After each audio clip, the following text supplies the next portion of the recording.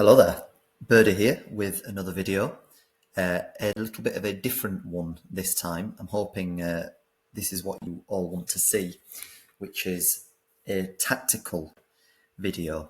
So I'm going to maybe make this a series, Birdie Talks Tactics. So in this one, we're going to be discussing the nasty armies in the Middle-earth strategy battle game, how to play against them and beat them.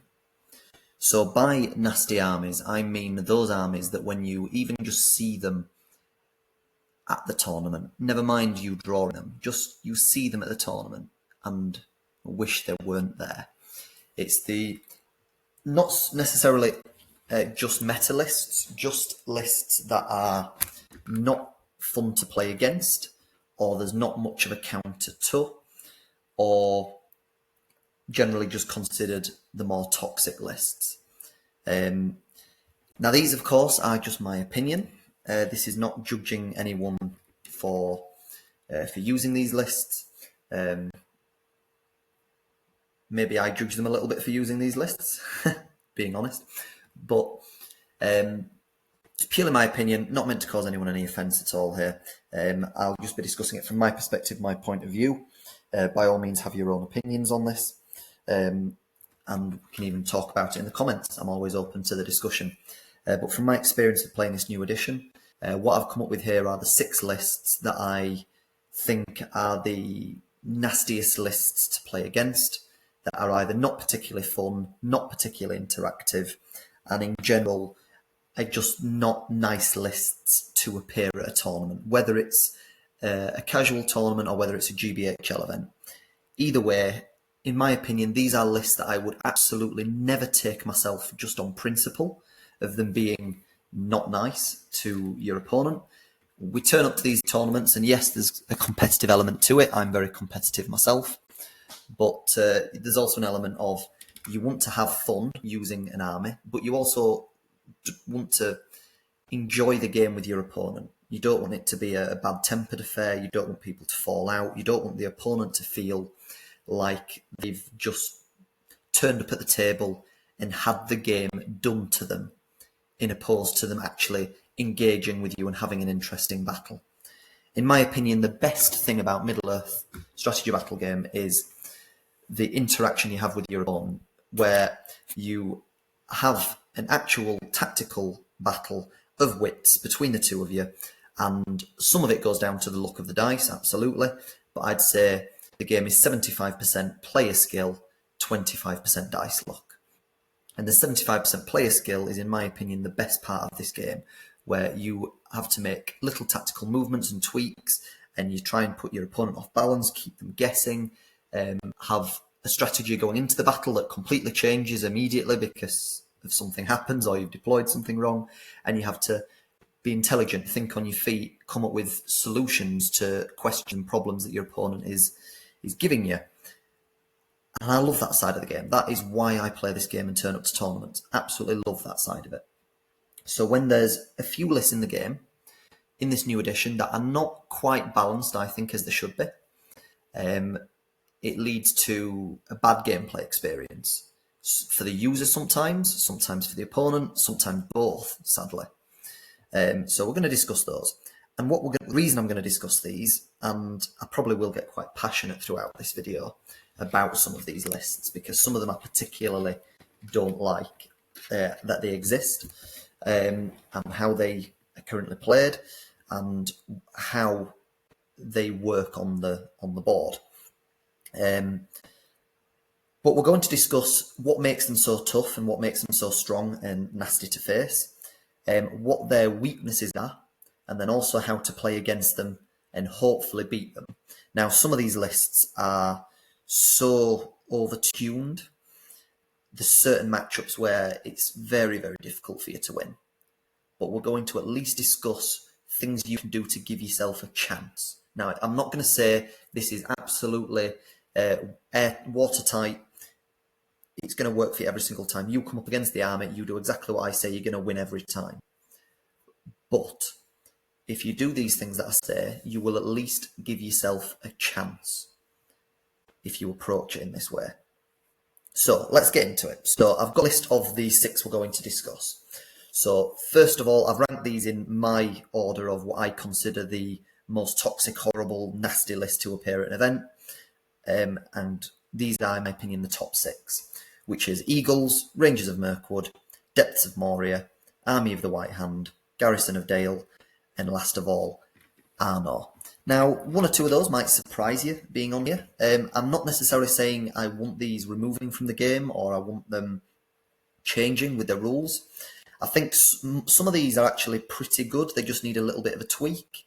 And there's one or two that need massive changes, in my opinion, for them to work and be balanced within the game. So let's get into the first one. So we're going to start with the worst of them all, the Eagles. And the disgusting picture that occurred at a tournament in Poland where there was 20-odd Eagles lists that got entered into a tournament. So you see Eagles at between about 450 and 700 points. Their best points level, I believe, is between 500 and 600, but I believe 600 is kind of their sweet spot because it gives you that extra model to give you a better ability to do more damage in the first few turns. Now, the big problem with Eagles is the Screech. So an Eagles player with a reasonable level of skill, what they should do is they have 12-inch flyers. They should always be able to dictate the first engagement of the game. Now, what this means is they can fly in and engage with what they want using their 12-inch move advantage. They engage with whatever they want across your front line. They can do all the standard nasty stuff that a monster can do, which is they can hurl, they can barge, all of this stuff. So if they get into your front line and you have space supports, if you choose to use the space supports in the fight, they can win the fight, kill that front guy and have a chance at killing the space support. They can barge the guy and his space support friend out of the way, in which case they could get into something further back in your line, like a banner, like another hero, like any other target that they might want. Alternatively, they could also hurl. So if you have any big heroes on horses, that sort of thing, they can hurl at them and get them off the horse straight away. The Eagles have incredibly high intelligence and very rarely fail with hurls. What this also means is whether they've managed to kill stuff, barge stuff, hurl into stuff, knock it prone, whatever damage they've done to you in that first engagement of combat, the very next turn, they can say they're doing Gwaihir's Screech. And what this does is it means everybody within 6 inches of Gwaihir cannot move for that turn. Now that is insane. It is the most powerful rule in the game. I don't even think that's an opinion anymore at this point. It's just a fact. That rule is nuts. That completely immobilizes so much of the opponent's army, if not almost everything. The only way to slightly get around this is if you had some 10, 12-inch movers yourself that were just outside of where Gwaihir has landed, in which case you might have a few things that can move and engage. Even the things that are outside of 6 inches of Gwaihir, they're likely then too far away to then use their move to get in and do anything to help you anyway. So hopefully you're understanding and seeing the problem here. What that means is you've got this free turn of the Eagles doing damage. They then call the Screech the next turn and get a second turn of doing damage, which you can't do a great deal about. Now, if you're lucky enough to have heroes with heroic defense, great. If you've got a particularly big threat hero, like a Fight 8 Troll Chieftain or Treebeard or something like that, then you're not in such a bad position. They're not too much at risk because Gwaihir cannot strike, he can only heroic defense and he's Fight 8. The Eagles and the Fledglings are Fight 7 and 6. So somebody like that is reasonably safe. Anyone Fight 7 or lower, however, is at risk. Because if the combat phase starts and you don't call a heroic defense or a heroic strike to protect your hero, they could barge or heroic combat or anything like that, and they can then get into that hero with the higher fight value of Gwaihir and kill it. So what's so horrendous about eagles is they get this 2 turns of doing damage with very little risk back to them. They get to pick the fight, they get to barge and combat and do whatever they want, and you've just got to tank it. And in the meantime, a good Eagles player should be trying to get into your key pieces, like your banner, like your hero that they can deal with. Anything that's not fight 7 or above, really, they can dispatch quite easily if you are not careful. And you need to understand how many ranks of guys they're able to actually get through in 2 turns. On top of that, even once you've got past the Screech turn, so you've had 2 turns of damage, you've had all these eagles doing all this damage, you've probably lost a quarter to a third of your army at this point. Maybe even a couple of your key pieces as well might have been taken out if you've been unlucky. Even once you've got past that, you have terror to deal with, to actually even charge them and tag them up. You then need to win move-offs to make sure you're moving first to minimise the number of dice they get in the fight and the monstrous charge damage they can do, and to just tie them up in general. You also need to be able to get over their fight value, which you might have lost some of your key pieces that could have done that. Hopefully you've still got them. Then you can use them to hopefully tie up Guahir and then get into the normal eagles and fledglings and take them off the board. But your big problem then is you've got defense 7 and 8 birds. Doesn't quite make sense, considering birds have extremely thin bones. They're meant to be very lightweight to allow them to have flight. This is just like basic physics. Their feathers, they're not, it's not like they're wearing armor or anything. So it is a bit weird that they're defense 8, considering you've got Ents, things that are defense 8. They should be lower. I understand they're big creatures and they can probably shrug off some damage, but defense 8 is a bit much. I think defense 6 would have been about right. So there's a bit of an issue there as well. But the big weakness is for the Eagles that you can try and exploit. And I say try because that first 2 turns of damage is rough and it's hard to deal with. You've also got to, a little tip for you here is you need to keep your head, you need to kind of accept what's going to happen and prepare for it. Tank it as best you can, keep your big pieces protected, and then you make the push. You try and go and tag them up and keep them tagged, keep them trapped and pinned. They have only 3 might in this list. This is the reason why I say you never really see them run at above 700. Even 700's pushing it. I think 600 is where they're at their best. Anything from 450 to 600. 700 they can just about do okay. 800 they don't have enough might. They've only got 3 might on Guahir, that's it. What that means is at 800 points they generally got facing a lot higher numbers, more might on the board, and they lose control and they get pinned down and stuck. So you need to exploit that. Any might you can draw out of Guahir is good and helpful. Once they've run out of might, you've got them pinned down. You can call moves with impunity every move, every turn, and you can keep them pinned and tagged as long as you can pass terror checks. The other big weakness they've got is the low model count. If you do manage to take a couple of eagles off the board, you've really reduced the effectiveness of the army. They do feel it when they lose models. So now let's discuss how we best play against this to potentially beat them. So as I've said early on, they've got 2 turns of free damage where they get to use your army as their plaything. So you need to set up a defensive formation. Now I call it the onion. Now what that is, I have 4 ranks of guys in a circle around my big piece that I want to protect. And I have them in a line of 4, like a conga line. And then I leave about a cavalry-sized base before the next conga line of 4. And I do this all the way around my big pieces. So if I have any big pieces, so personally I run things like Birdie's Horde. So I'm going to use that as an example. Birdie is on a 50mm base. Things like Wag Chieftains, I also run in the list, are on 40mm bases. So I want them to be able to get out of this onion, charging out if they get the chance. But I want to make sure that eagles cannot get in to my onion to kill my big heroes. until the screech has passed.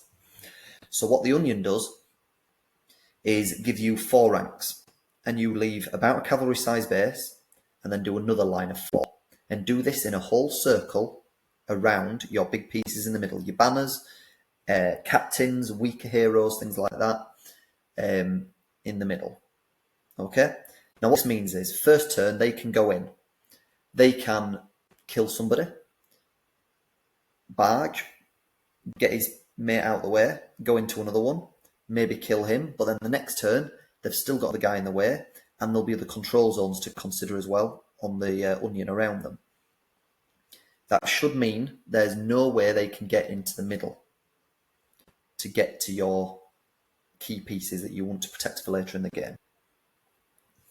They might fail the odd combat here and there as well, and you should still have some of your onion left at the end of the screech turns, but you will have taken quite a bit of damage. But I'm sorry, but you just have to tank it, and they do run out of momentum.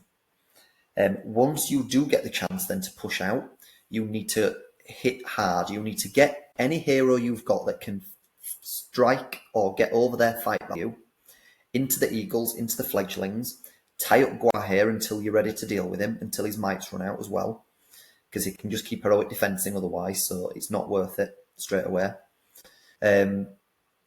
Get in to the eagles, the fledglings, with your big hitters, and try and take them out. If you feel confident and you manage to trap them and you've definitely got the fight value, you could even do heroic combats and try and then fly into another one and kill 2 in one turn. That's your way to deal with them. I've said at the bottom of here as well, use their bases against them. Because they're on 60 mil bases, you can create avenues that only you can get through, but they can't, to get to your key pieces. So you can use this for things like your banner to keep it well protected. You can use this for any hero, just say for Fog of War, you're trying to keep protected. Eagles can be beaten, but it's very difficult. You need to accept, make a conscious acceptance beforehand. You're going to have to tank some damage early on. You need to accept you're not going to kill many of their things. You need to be focused, patient, and aggressive when you get the chance. You can beat eagles. It can be done. They are extremely OP. The screech needs, at a minimum, reducing to 3 inches. It is not interactive. It is not good for the game. It is not nice for you to just say to your opponent, right, I'm going in this turn and doing damage. Oh, and by the way, next turn, you're not moving either. I'm just going to do more damage to you. It's a shocking gameplay decision, how that's been designed. I've tried playing against it at the 3-inch reduction, and it's a little better, but it is still a bad gameplay experience. This rule, I believe, needs completely changing, but until it does, I really hope this helps you play it and deal with it. Moving on, let's go to the next one. Now, this is probably my most hated list in the game. It was in the last edition as well. It was horrendous in the last edition, and if anything, they've made it worse in this edition. So, Rangers of Mirkwood, you see it mostly at 500 to 800 points. Its absolute best points level is 600. The reason it is the best at 600 is because you can run Tauriel and Legolas and get 30 models total, which gives you 28 Rangers with strength 3 bows, hitting on threes, strength 3 bows, and they've got elven cloaks, meaning it's very difficult to shoot them back. On top of that, you've got Legolas with his 3 shots and his now ridiculous 2+ shooting, and you've got Tauriel with another 2 shots at 3+ strength 3 as well, meaning you have potentially 33 shots coming at you every turn at only 600 points. And they're extremely efficient strength 3, 3+ hit value elves. It's disgusting. On top of that, everything in the army is fight 5 or higher. Tauriel and Legolas are fight 6, and everything in the army has knife fighters, meaning for every opponent that engages them beyond the first person, they get additional attacks. So not only are they fight 5, but they'll be getting extra attacks as well. This makes Tauriel and Legolas in particular Legolas and Tauriel in particular, extremely potent in combat when they can get into multiple people, or if you're trying to drag them down, you really just can't. It's very difficult. You have to just hope they fluff and run out of might. So the reason this list is so awful to play against is, in the last edition, it was nasty because they would shoot you off the board. However, there was multiple scenarios where you'd have 24-inch deployment and you would get to them quite quickly. The current state of the game, however, with only 6 scenarios in the match play guide, it means that you have only one of 6 scenarios that is 24-inch deployment, and that is domination. So in Destroy the Supplies and To the Death, they can just shoot you off the board. You're going to take an insane amount of damage on the way in. You might even be broken before you even get to them. At Maelstrom, it very much depends on how the Maelstrom goes, but if they can stay away from you, they can do a hell of a lot of damage to shooting, and then just slowly make their way to the middle at the end of the game. And then the last one we've got is Reconnoiter, and again they can just come on the board, and then shoot you, and you've got the whole board to travel to get to them. Weaknesses they do have is they are very low defense, so defense 3, and the heroes are defense 4. I don't think they can get armor in this list, maybe I'm wrong. But anyway, they're not particular high defense. There's no space supports for them in the list, and there's no banner. So for 3 scenarios at the moment that have banner VPs, you do start with a bonus against them. You've already got a points advantage, but they can get that back quite quickly by breaking your shooting heroes and things like that. This list again is not particularly interactive because it encourages you to just stand there and roll dice at your opponent. Your opponent can't really do much about it. You've got Elven Cloaks on everyone, which makes it very difficult to shoot back. And you just stand there and roll dice at them. I've played against this so many times, and the first question I ask the opponent is, are you enjoying running this list? And the answer every time is no, because it's not interactive, it requires absolutely zero skill, and it's just a bad gameplay experience. You just stand there while your opponent throws dice at you and tells you who's dead. That's it. That's the only way this army plays. It's just no fun for anyone involved. It's just rubbish. So I really hope that I can help you out in this video and we can ensure the Rangers of Mirkwood lose games and we start to encourage people to no longer take this list, because it is disgusting. If it wasn't for Eagles being so ridiculously OP, I would put this at number 1, because it's just dirty to play against.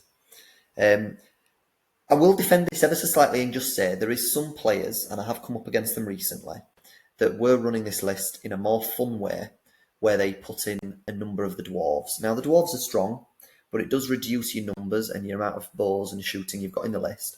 I think it can still be playable, but it reduces the optimization of the list.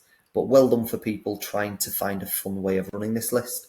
It still wasn't great to play against. You're still getting a lot of shots against you, but at least it made it slightly less oppressive. But even with the dwarves in it, this list is still nasty with the amount of shooting that it puts out. Legolas is ridiculously undercosted. Tauriel is also undercosted. Legolas, for the ridiculous rules he has now, should definitely be 150 points or more, not 100. And Tauriel, I don't think she's that undercosted, but she should definitely be 100, 110 points. I think she's 85 at the moment. It's too low for what she does. So, how to beat these? So, because of how much I despise this army and how often you see at least 1 or 2 people turn up with it at any tournaments between 500 and 700 points, I would recommend, when you're building a list, if you're wanting to be competitive at a tournament and you're aiming for top half minimum, you need to build your army with a decent contingent of defense 6 or higher.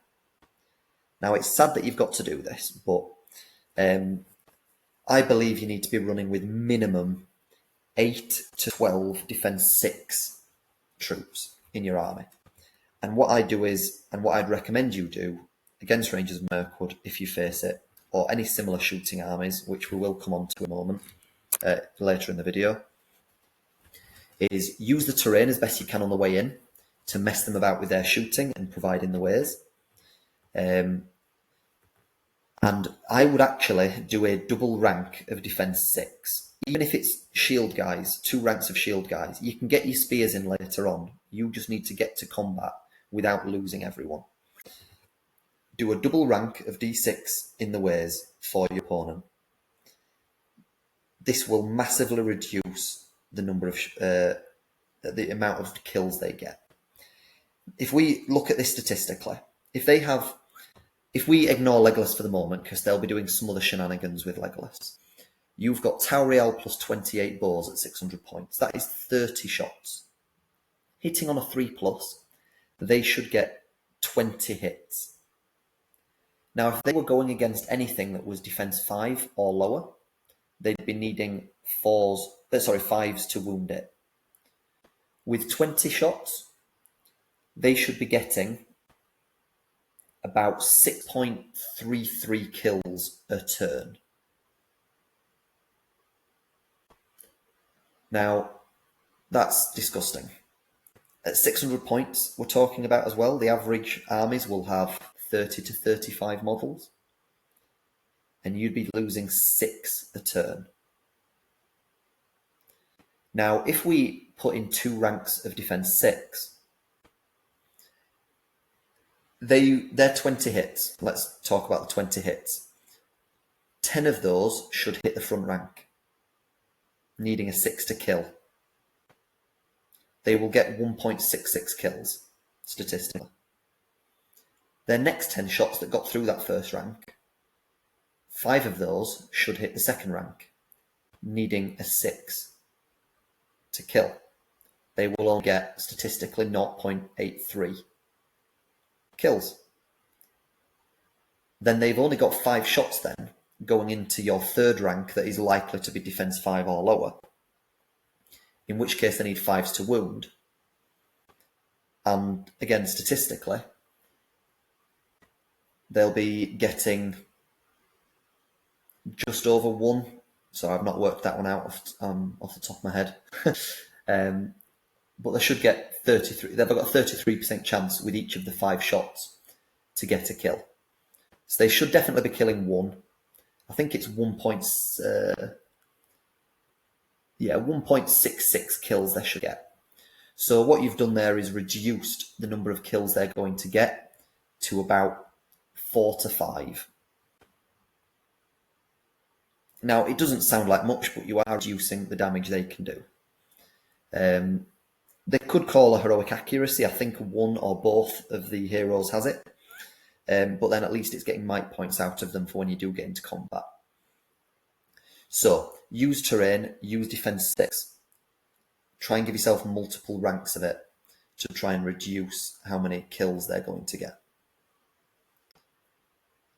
Now, get into combat as quick as possible is the next point. So if you've got any sort of march in your army, it's a good shout to try and get up there as quick as you possibly can. If you've got a drum, even better.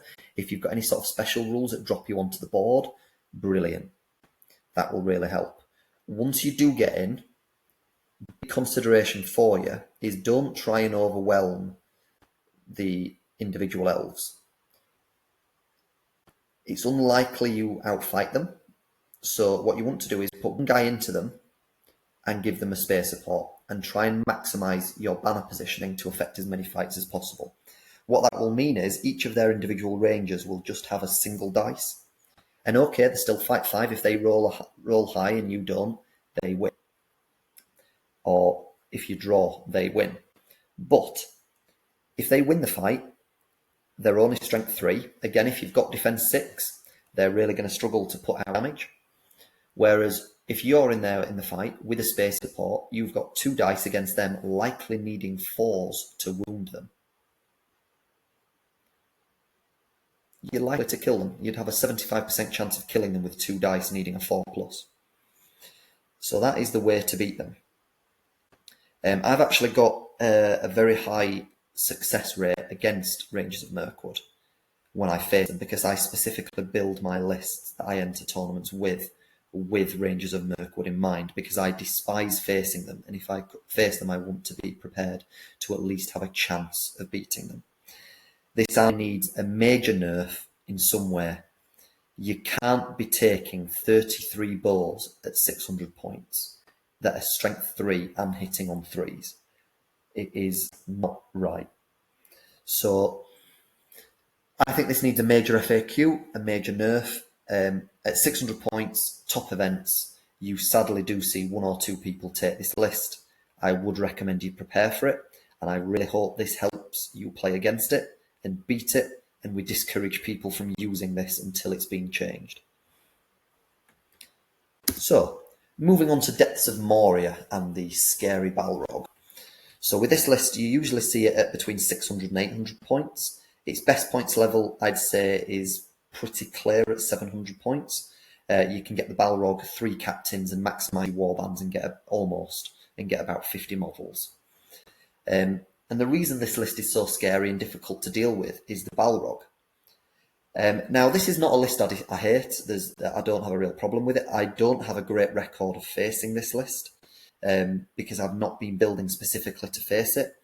I am from now on going to be, because of my most recent tournament, where I felt I played it well, had a good army, didn't really make any major mistakes, but I just did not have an answer to the Balrog. And this is true of the majority of lists in the game. You don't really have an answer to the Balrog, because with strike being as reduced as it is, which I believe is a very good change that they made, the Balrog is fight 10. It's very difficult to get to fight 10 to even match it. Meaning, if the Balrog rolls well in your game, you lose. And that's a bit rough. The thing is, though, the Balrog isn't always going to get a 6. I know you get some of those games where you feel it happens, and even the most recent game I can use as an example. My opponent did roll extremely well with the Balrog, even though it was isolated the entire game, fighting by itself, like it was just fighting with its 4 dice. Other than two occasions. However, the Balrog did roll a 6 in every single fight, bar 2 in the entire game, one of which he had a goblin help with him, which did roll a 6, and the other time I only had a few guys in there and I didn't roll a 6 myself, so it didn't make a difference. The Balrog is difficult because of that fight 10. You also have a lot of numbers to deal with in the list, because they'll spam out the goblins, which is the right way of building it. The Watcher in the Water is a fun piece, and I like that people try and make it work, and it's a really great model with interesting rules, but it's not particularly competitive to go in the list because it reduces your numbers so much if you have the Balrog, and if you run it by itself without the Balrog, you're massively reducing the effectiveness of the list and all its special rules. So most people will just run the Balrog, spam goblins and captains. So the weaknesses you have in this list is the Balrog does not have any might. If it doesn't roll a 6, it is staying a dice roll under a 6. You have squishy low fight troops. No matter what you're running, pretty much, you should be outfighting, winning and out-killing these goblins. It does take a while though, they have high numbers. Another big thing is the captains are weak. They've got low fight value, low defense, low courage. If you can get one of your pieces into them, if you're playing something like Fog of War, you've got a good chance of killing them. So now let's discuss how you play against the Balrog. You need to be aware, first of all, that the Balrog has a whip. It now moves 8 inches, and the 8-inch whip gives it a really big threat range. Hits on a 3, 4 if it's moved, and it'll do a strength 7 hit to whatever it hits. And if it doesn't kill them, it pulls them into fight. So all your heroes, your banners, things like that, are all at major risk of being whipped into the Balrog. So you've got to be aware it can move 8 and whip 8. So it has a 16-inch threat range. It also has a free heroic combat every turn. meaning where it is this turn does not necessarily mean that's where it will be at the beginning of the next turn. So you need to be thinking ahead. Where can this Balrog go? What can I do to keep it in place? Now, in previous editions of the Balrog, I would generally avoid it. Tie it up, target it, stop it, deal with the rest of the army, play the scenario and win that way. However, with the current scenarios as they are and how the victory points work, that isn't really an option, I'd say. I've tried it now in many, many games and it hasn't worked. I've come close. I've gained victory points in the battles, but ultimately I've been on the losing end more often than the winning end. So I would say whatever damage dealers you have, I would try and go hard into the Balrog. The Balrog player, you don't realise this, but the Balrog player on the other side is actually ever so slightly nervous at the beginning of every battle of what happens if I lose my Balrog. If I just roll badly and they do a lot of damage to it, I'm in trouble. This army doesn't count as breaking unless the Balrog goes down to 5 wounds. So you really should be putting all your focus into getting that Balrog down to 5 wounds. Because if you do, and you manage to break the goblins, they run and you win. So whatever damage dealers you've got in your army, and I always say you should build your army with damage potential. You need some hitters in your list.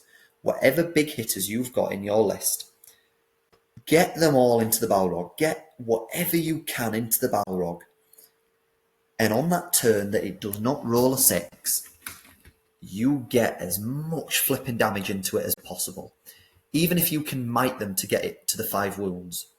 I wouldn't bother wasting might getting it beyond that unless you're going to kill it. But get it to 5 wounds. Yes, you're putting your big pieces at risk. I'm aware of that. And it doesn't feel great. If they do roll well, if you've got a big piece, 3 wound hero with at least 1 fate, they should at least be able to survive 1 turn against the Balrog and tank its damage. It doesn't have monstrous charge. It only has 4 dice. It wounds everything on 3s, but you'd be rather unlucky if they rolled 4 3+.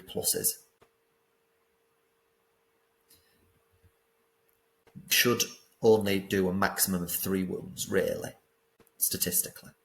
You can get a bit unlucky sometimes. But if you've got multiple big hitters and you throw them all in, you can't kill them all in 1 turn. Go again the next turn. Go again. Just chuck them in. Make sure you get some damage on it. It won't roll a 6 every time. If you can get it down to 5 wounds, the army's in trouble. It breaks. It's dying. It's got a real problem. And then it's up to you then if you want to continue to try and get the Balrog and kill it, but then you are putting your models still further at risk, or you can go for getting a win by clearing out everything else, and the Balrog is going to be less effective after that. Anyway, hope that helps you deal with the Balrog. Good luck facing it. It's the scariest model, in my opinion, on the board of Middle-earth at the moment. Disregarding Smaug, because Smaug shouldn't be at tournaments. So, now let's move on to Army of the White Hand. Now, when this edition first came out, a lot of people were immediately stunned in awe and licking their lips at the Muster of Isengard 5/5 Berserker list. This will be amazing. It's not that great. It's okay. It's an average list, I'd say. The Army of the White Hand is the one that immediately drew my gaze because of a few things. So this is an army that you see run at between 500 and 800 points. I believe its best points level is 600 because you can get extremely high numbers and your opponent is likely only to have a single threat, big threat, which you can deal with Saruman.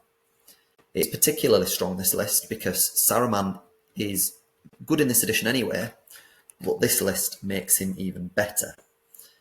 He can choose an enemy hero at the beginning of the game that will have a -1 to resist tests for magic, which is incredible. He also has 3 additional spells he can cast once a game instead of casting normally. And these are a lightning, which does a strength 6 hit to everyone within 2 inches of a point on the board. Any point on the board, as long as it's more than 12 inches away from Saruman. A reduction to your opponent's move distance of half. So for one whole turn, everything in the opponent's army only moves half. And then also, you have one where you can give your enemy's entire army fearful, meaning they have to take courage tests to even charge that turn. Now these make Saruman extremely effective. It means that you can also use the lightning early on to reduce your opponent's numbers on the way in. You can then reduce their movement on the way in while you're shooting them. And then fearful will mean that it'll make it difficult for them to charge if you're up against a low courage army. On top of this, the list is particularly difficult to deal with because your might is being reduced and affected by Grima. So Grima is now a lot more effective in this edition because he can move through enemy control zones, just invisibly walk through them essentially, and he still does all the things he used to do, causing you to have to spend more might with your heroes. So it's difficult for you to get to move first against this list, when ideally you want to be moving first to try and tag up Saruman if you can. This list as well, because Saruman's a hero of legend, you can get an 80-man warband. All other heroes in this list are very cheap. You have an excellent next hero with the Oathmaker, who gives you a 6-inch fearless bubble for wildmen. And because your troops are pretty cheap as well, this army can have an extremely high model count. Even though its shooting isn't amazing, it can produce a high volume of fire.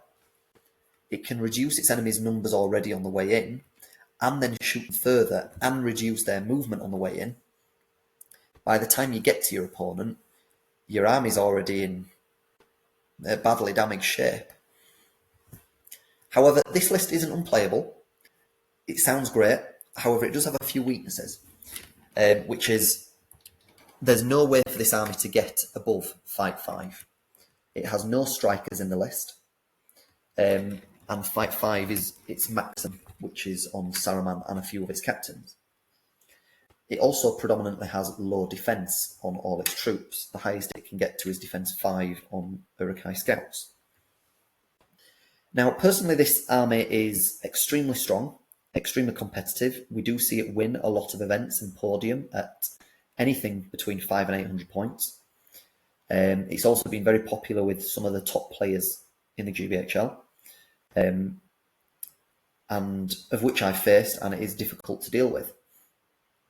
The lightning is nasty. You need to spread out early on and try and reduce its damage, and deploy in such a weird mess of a formation, but it is essential that you do that on your way in. I think maybe the lightning should be reduced. A strength 6 hit means that most things you're killing on 4s, sometimes 3s.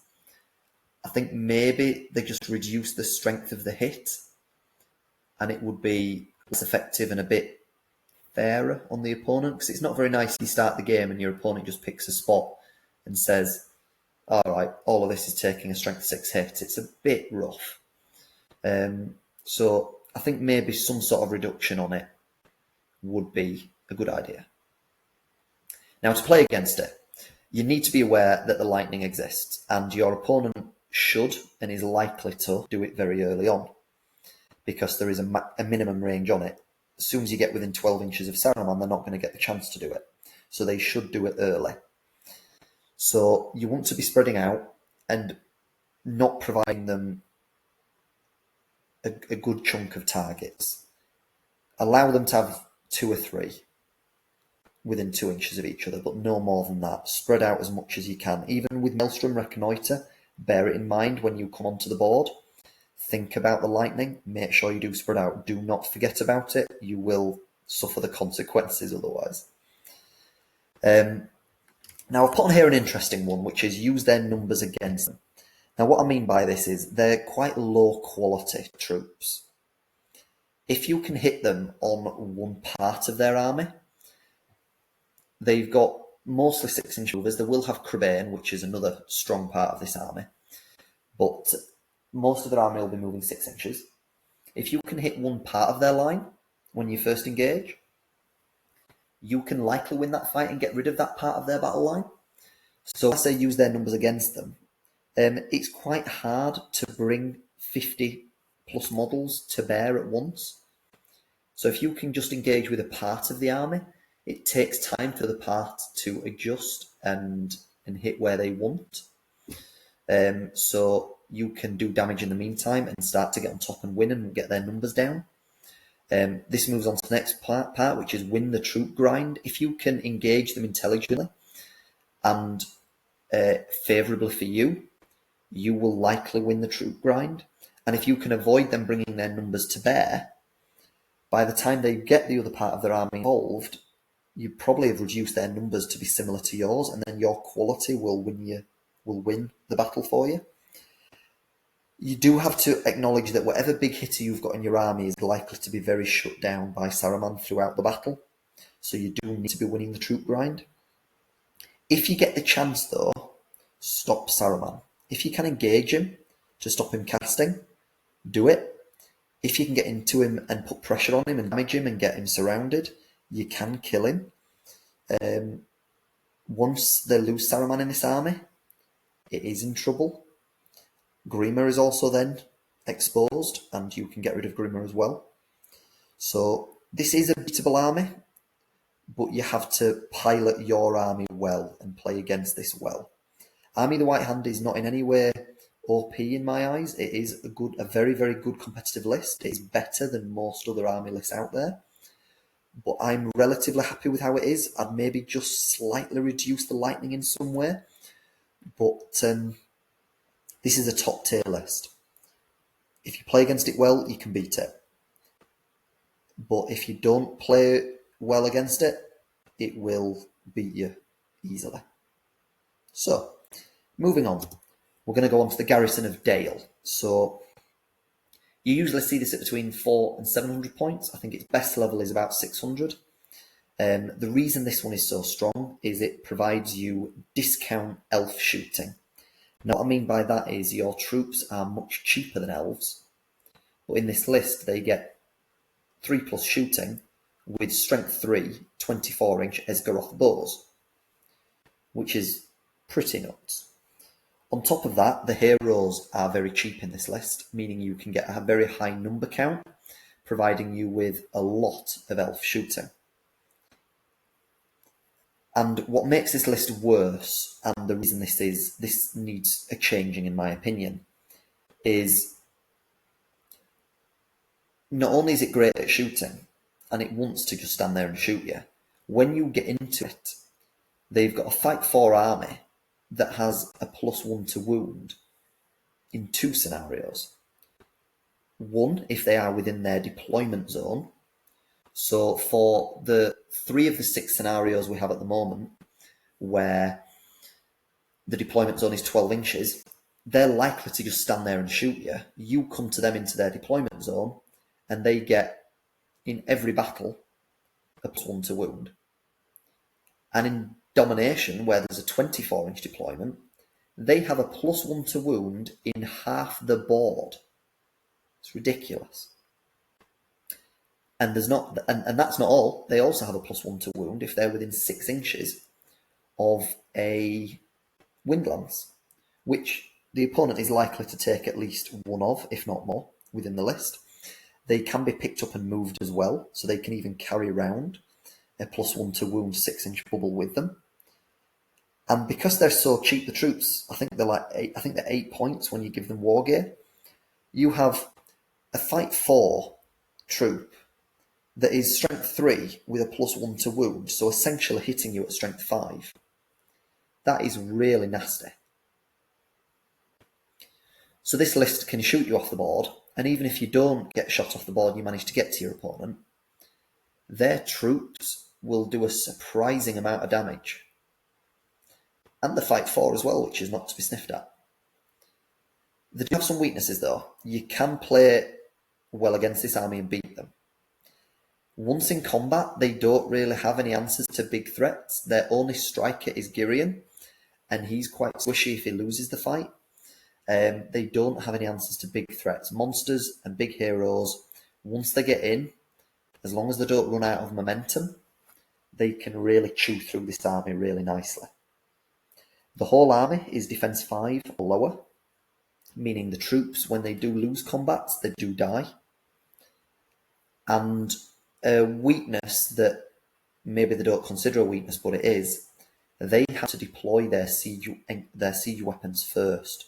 So you get to see where they are on the board before you deploy, before you start moving. So how to play against this and beat this army? The very first thing is use their siege weapon deployment against them. Look at where they've deployed them. Is there anywhere I can deploy where they won't be able to shoot me? Think about how you're going to move up board to get to their army. So I personally do against this army is I will think to myself, okay, they've deployed there. What terrain can I use? How can I move up this board? What are my next 2, 3, 4 turns of movement looking like for these warbands? Where am I going to put them to make it difficult for them to shoot me? And that's what you need to be considering when playing specifically against this army.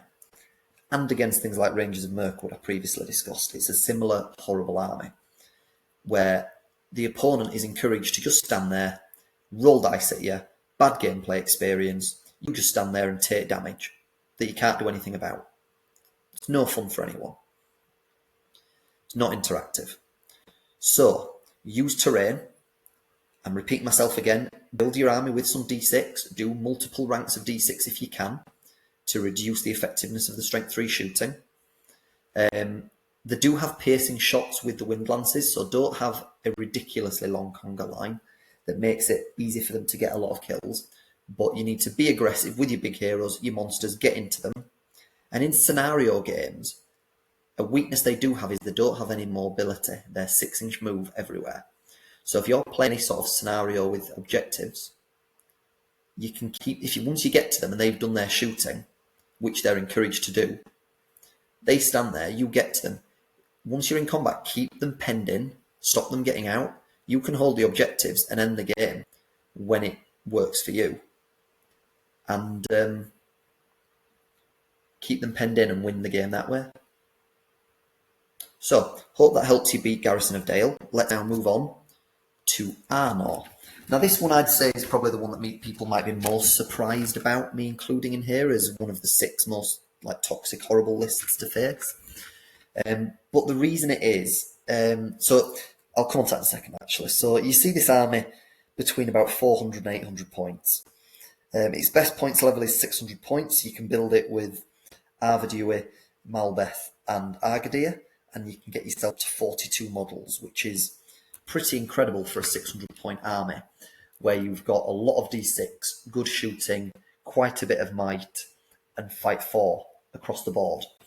But the reason this is so strong and also not particularly fun to play against, and is a bit of a nasty list in my opinion, is the Malbeth saves. So he provides a 6-inch bubble to his army where they get a 5+ save for any wounds they take, and heroes get a 4+ save. Now that's just nasty because your army is fight 4, so they're pretty good at winning fights. You have defense 6 guys on your front line. If you're getting damage through defense 6, that's pretty good, but then you're constantly losing the damage you're putting out because of these saves. And because they're a 42 model army, they can outgrind almost anyone. So because they've got decent shooting with 3+ rangers, most of the time you have to go to them and you've already taken a bit of damage. They're likely to outnumber you, or at least be even numbers with you by the time you have a fight. But then your big problem is they then outgrind you because you can't put enough damage actually through them. Now, big weaknesses for them. Let's come on to it. You can play against this army. It is beatable. So, because Ardue is only fight 5 and he has strike, you don't have anyone else with strike, they don't really have any answers to big threats. So if you have big monsters or big heroes, you can get into them, do a lot of damage, and they don't really have an answer. The 6 bubble as well can't quite cover everyone. At 600 points, 42 models, or 700-800 points with 50 plus. They can't quite get everyone in that 6-inch bubble, in which case you can hit where the 6-inch bubble is not in effect. And the other weakness to the army is they have to really play defensively. Because they've got shooting, they are encouraged to stand there and shoot you. In which case they play defensively, you get to go to them and engage them, and you can keep them penned in. So moving on to how to beat them. You want to try and mess them around with their heroes. Malbeth and Ardue, the opponent is very concerned about their well-being throughout the battle. If you can keep pushing or force your way through with a big hero, a big threat you've got, you can force them to retreat and move Ardue and Malbeth away from certain areas of their battle line, in which case you can then focus on getting that battle line, that bit of the battle line killed, where the Malbeth save's not there anymore. If you can keep pushing and provide a constant threat to Malbeth, it will affect their positioning. And you can force him to move away from where he'd prefer to be. Hope that makes sense. Also in this list, if they have gone quite heavy on the shooting to give themselves that threat, if you can wrap around them, I know they're going to have good numbers and it's quite hard to do this, but if you do manage to get around their line, you will get them killed quite quickly because the Rangers will take a lot of damage with them only being defense 4. So Arnor is playable against. Their whole intention and gameplay style is they want to outgrind you. Don't let them do that. You need to dictate this game against them, is my advice. It's probably the list of these 6 lists, it's the one that I don't hate. I've had some fun games against it as well. It's just frustrating being able to put the damage out, and it turns into a grind. Every game against them generally turns into a grind, which can be a bit annoying. The Malbeth saves are frustrating, where you really think you've got something over the line, and then they roll those saves. Anyway, hopefully you've enjoyed this first tactical insight video I've put together. Please let me know what you think of it, if you'd like more of this, or if you'd like me to do more of my other types of videos. I really hope this helps you. As a community, hopefully we can beat these horrible lists, encourage people to not take them. Let's bring lists that provide a good gameplay experience for the player and the opponent. And if you have enjoyed the video, please like it, subscribe to the channel to be notified of when I produce more videos. I'm enjoying producing these. I hope you're enjoying listening to them. And I hope to see you at events soon. Have a nice evening, everyone.